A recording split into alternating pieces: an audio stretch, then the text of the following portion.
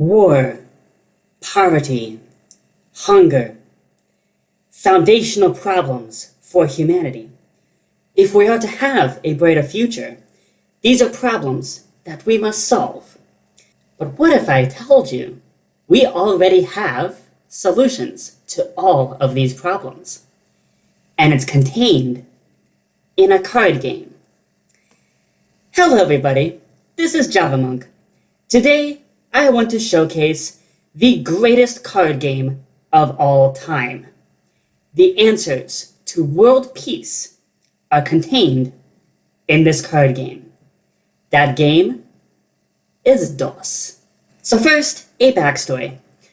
Uno is a really popular game. It's easy to learn, it's easy to play, and the makers of Uno themselves don't know how to play their own game. This game is like Monopoly, the destroyer of families. But much like how American Psycho 2 brilliantly redefines the genre from its predecessor, so too does the sequel to Uno. So how do you play DOS? You have card piles in the center row. You play your cards on top of the center row in an attempt to create a match. To make a match, you either play the same number as the number shown, or you can play two cards whose values add up to the number shown. This is brilliant game design. By marketing this game towards children, you can teach them complex mathematics in a fun and engaging way. Since math is the key to the secrets of the universe, DOS gives us a glimpse into the majestic infinity that is creation. And to ensure that our human minds are able to comprehend this incredible knowledge, DOS has number wilds, which can take the place of any number. This is brilliant here. Without these number wilds, even the brightest mathematical minds would break over the complex mathematics that it would take to play this game for the long hours that are required. DOS also handles color better than Uno does. When playing the numbers in the middle, you don't actually have to worry about the colors unless you want to. Not only is this a huge win for accessibility to colorblind people, it means gone are the days of dishing out a +10 on your unsuspecting sibling, only to then have to draw 20 cards because you don't have the specific color. But even if you do decide to engage with the colors in DOS, you only gain a few new abilities. For example, if you place one card and the color matches, then you get to play a card from your hand to form a new pile in the center of the table. If you play two cards and both colors match, you get to make a new pile and everyone else draws a card. This is the only time that you'd force another player to draw a card. This is an incredibly well-balanced mechanic. Furthermore, the twos are color wilds, taking the place of any color.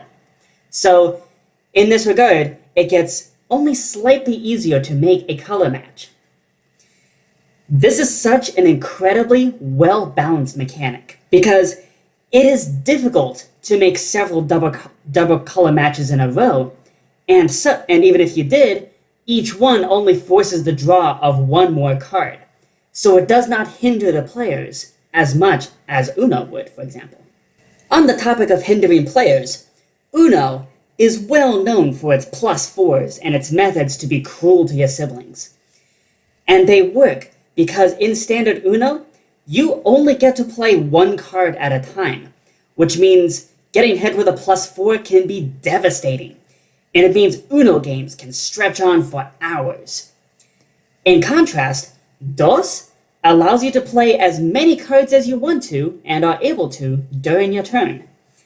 It teaches us that we don't have to compete and we don't have to be cruel, that there are more than enough card plays to go around.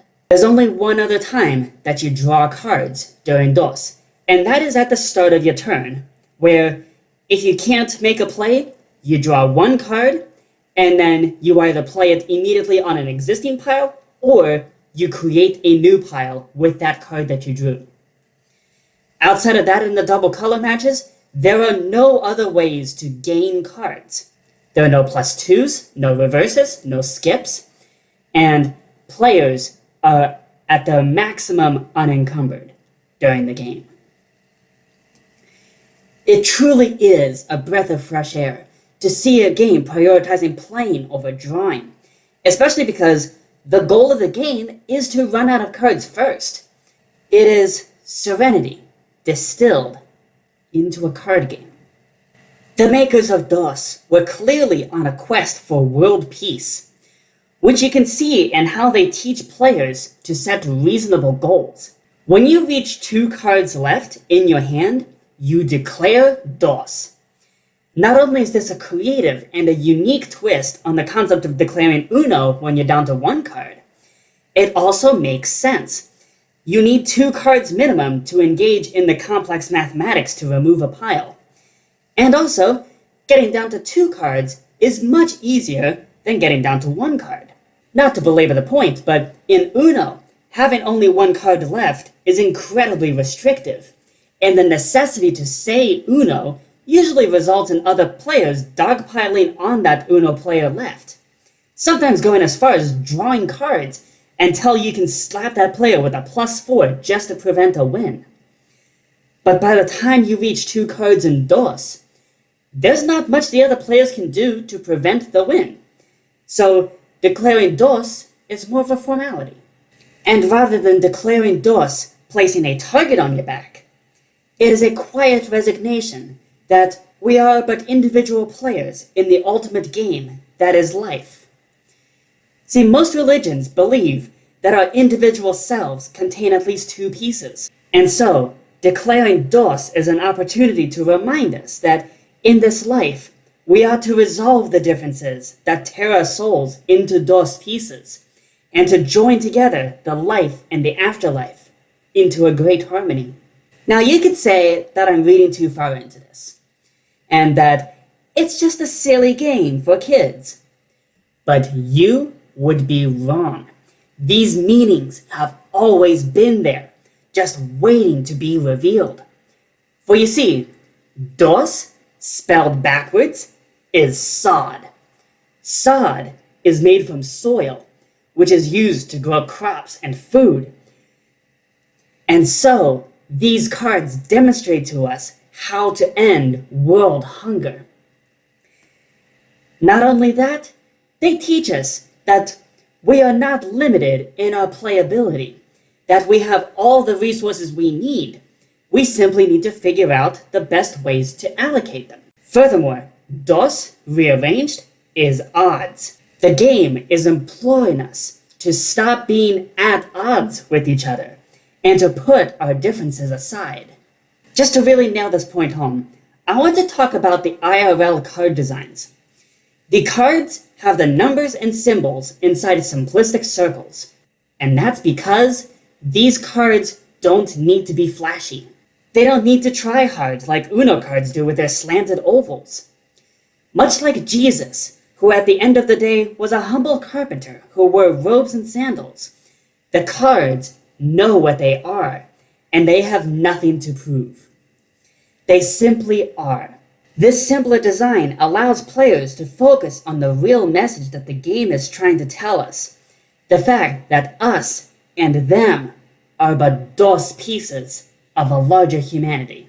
So in conclusion, DOS is the greatest game of all time.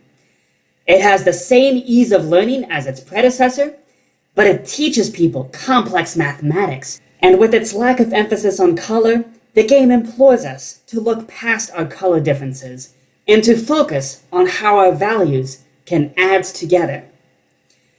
Where Uno is world war incarnate, DOS is world peace incarnate. I am honored to have the privilege of placing it in the halls of the Tabletop Gaming Hub, where it is freely playable in Minecraft by all who enter. I also added some settings in case the glory of the base game is too much for you to handle. Let me know in the comments what you think. Is DOS the world's greatest card game? Or do you have another idea that can take that place? I will see you all next time.